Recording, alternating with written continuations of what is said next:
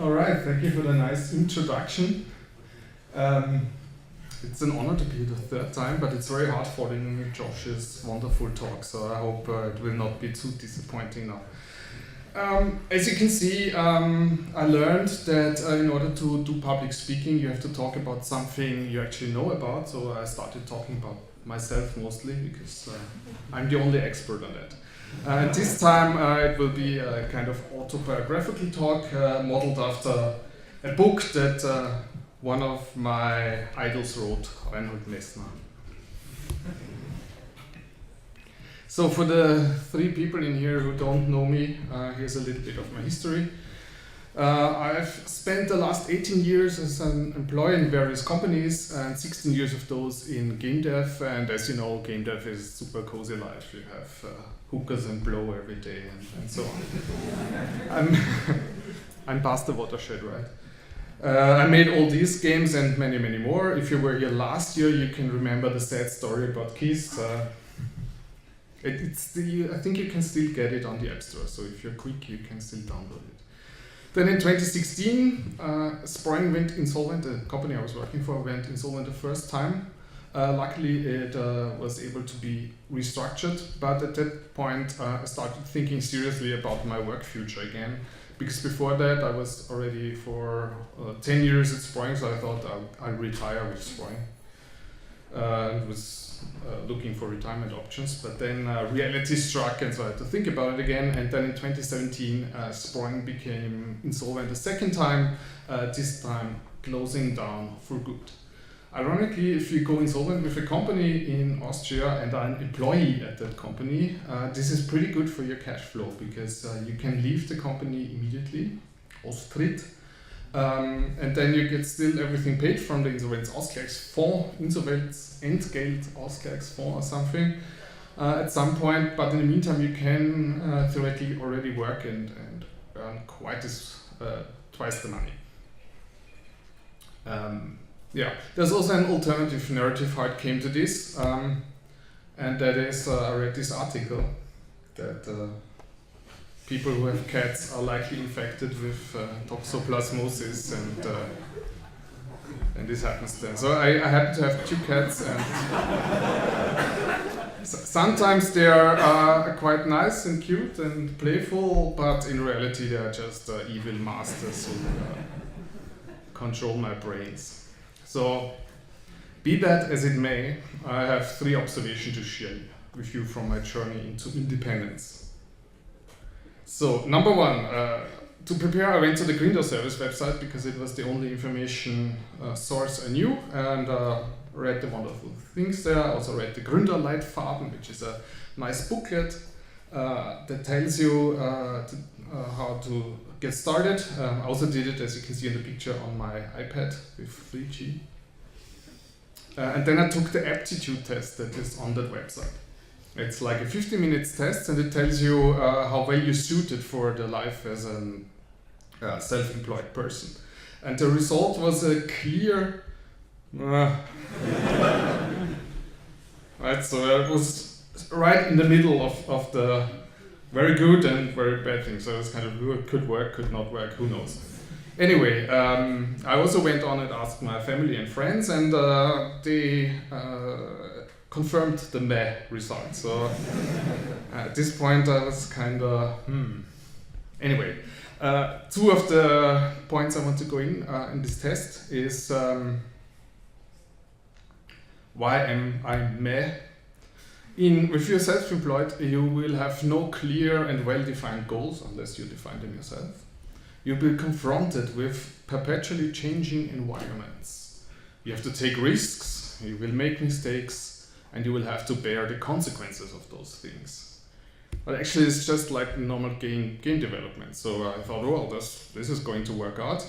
This is what happened before. I mean, I didn't have that much risk because I was employed, but as you know, bigger companies can go bankrupt too, and you can be fired and whatnot. So I should be fine, and I think to a certain extent these things are actually why I and others like being in game dev, because in very few other industries you have such a wild ride. On the other hand, becoming independent needs that you have to sell yourself. Well, not literally, but well, maybe literally, who knows. Yeah. There's certain professions where that's useful. You have to build networks, be outgoing, meet people, and so on. But as you may or may not know, I'm not any of those things. I'm actually an introvert, and it takes me a lot of effort to come here and speak to you guys. But luckily I'm also blessed with a little bit of intelligence, so I figured out that I have the problem with me not being outgoing many years ago, so I started working on these things. And what I did and what you can do is read self-help books and articles. One book I can recommend because it's so funny to read, because it has been written in the 60s, I think, is How to Make Friends and Influence People. And there's actually zero helpful advice in there. It's just hammering, don't be a horrible person, be nice to people, and it will be fine. So I thought, okay, I guess I can manage that if pressed. Then the other thing you can do, if you also suffer from a bit of social anxiety, what you can do to fight that is incremental exposure, which I don't mean get undressed, but expose yourself to situations outside your comfort zone. For some people that might be getting undressed. Right, so one thing I did for 2-3 years, I practiced black riding on the U-Bahn, which made me extremely adept in fare dodging. But didn't really help the overall problem. And then the last thing you can try is medication, especially if alcohol helps you in that situation. There may be some drugs with less serious side effects that can do the same thing, and you can actually stay away from becoming an alcoholic. In any case, these changes take a long time. So for me, it took years. So I can now be here and talk to you in front of an audience. But luckily, I started this many years ago. So had I only started this at the beginning of this year, it would not have worked out very well. So next up, next observation is an odd one. I kinda slithered in some kind of class struggle, because when going from employed to being self-employed, you switch from the Gebietskrankenkasse to the SVA, whatever that stands for. You switch from the Arbeiterkammer to the Wirtschaftskammer. You switch from having your taxes basically done by a machine nowadays to being confronted with many laws, which made me throw my arms up in the first 10 minutes and hiring a tax advisor to do it for me. And in general, it's a switch from automatisms to choices. And it's also a trade from security to independence. And also what I didn't put on here, I haven't dealt with Arbeiterkammer a lot, but in the course of the insolvents, they get involved to represent the employees of a company. And they really act very coddling and patronizing. So don't ask too many questions, we'll do it all for you, don't worry, we'll do it. And they actually also did it, but if you talk to the Wirtschaftskammer now, they give me a bunch of options, and then it's up to me to choose what to do. So for me, that also led to a certain decision paralysis, because now I can pick when I work, where I work, what I do, what conferences I go to, and so on. So many options can be quite overwhelming, and then you get stuck somewhere. Again, I already knew about this problem a long time ago, so I have developed a few strategies to deal with that. And oddly enough, this gave me a whole new worldview, because dealing with from the other side of the employer-employment perspective, even though I'm not really an employer now, but at least I'm not employed, I can understand certain arguments being made by people on the other side. Does not mean that I will become an ÖVP-Wähler very soon, but maybe in a few years. And then my final observation is some notes on working from home. First, I thought, I'll go to one of these cool co-working spaces and work with fellow hipsters on amazing stuff. But turned out It can't, because for most jobs that I would get in my specialty, I have to sign NDAs after NDAs, so nobody is allowed to ever see my screen, so I would have to lock myself into a private office, which is much more expensive than a co-working space, and is actually precisely the same what I have at home already, so if I work alone, I can work at home, at least it's cheaper. So I upgraded my workspace, I bought PCs, monitors, and so on. The good thing, or the interesting thing about this, if you buy something that you will work with, you spend a lot more care in picking out the things, because there is no help desk to fix it when it breaks. So it should be reliable, and you have to look at the thing 8 days, no, not 8 days a day, 8 hours a day. So it better be good. But funnily enough, not many companies think like that. But if you're your own boss, then you can do that, right? Also, you get immediately 20% back from the taxes. Then I had the great idea of buying a standing desk, so that's why I can stand in front of you for such a long time. Because I heard it's good for health. Actually, I bought one that can do both, so I can sit and stand whenever I want. Ironically, this has exposed a bunch of back problems, and I had to go to the doctor, still on VGKK money though, to get an X-ray and check out. And actually, it's just my lack of moving around. So physiotherapy fixed my back, and I'm now mostly fine. And then finally, I recommend to fight the inner slop with having some well-established rituals, as like to separate work time from free time, although it's in the same area and you do mostly the same things. And some of the rituals are when I get up, and I'll also do the basic toiletries. Well, as you can see, I don't do many of them, but at least I brush my teeth and take off the pajamas and put on jogging suit or something like that. To have a clear separation between those two things. So, how did this all work out? Self-employed? Check. In Vienna? Check. Making a living? Check. Working at AAA game? Check.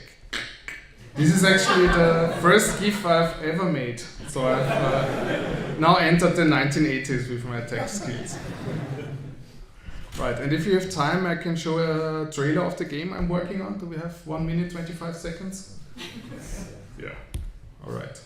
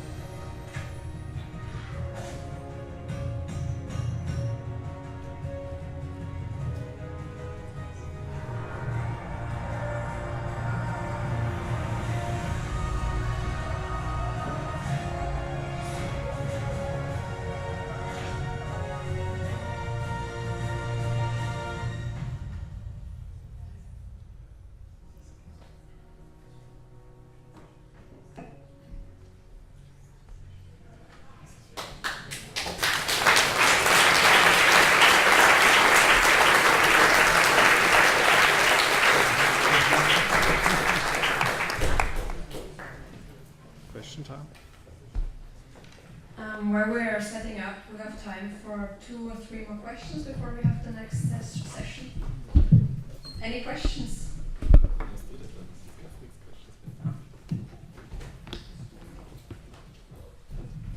Awesome talk. How did you get it first clients, first customers? Test. Yeah, that was a bit of a serendipitous event when I was pitching for new projects at the end of Sproing. I went to Blue Byte to get some projects, and they also pitched a project for me and said, "Oh, what a great coincidence! I plan to be self-employed." So basically, I've been working on that since day one.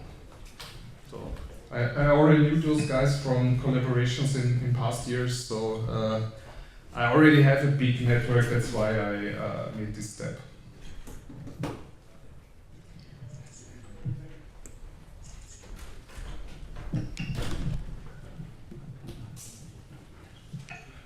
What is your part in this new Settlers game? Would you work on?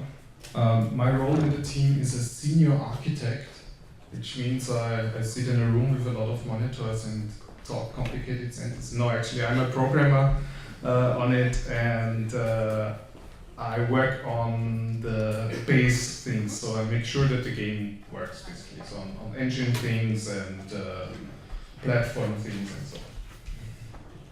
Maybe one last question.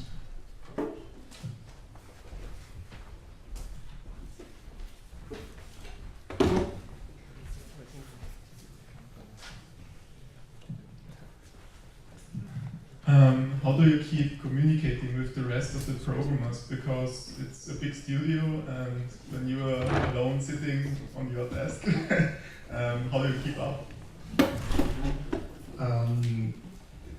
We use various instant messaging channels as well as Skype calls to keep up. There are other people who sit offsite, so I'm not the only one. But the instant messaging is actually, especially for programmers who have very precise communication needs, I think a pretty good option. I have one last question. For the game that is next year, for your fourth talk, will it be a post-mortem already? Probably not. It says, did it say in the trailer? Fall 2019, so we're still in summer, right? But we're excited to see it. Thanks again to Dietmar.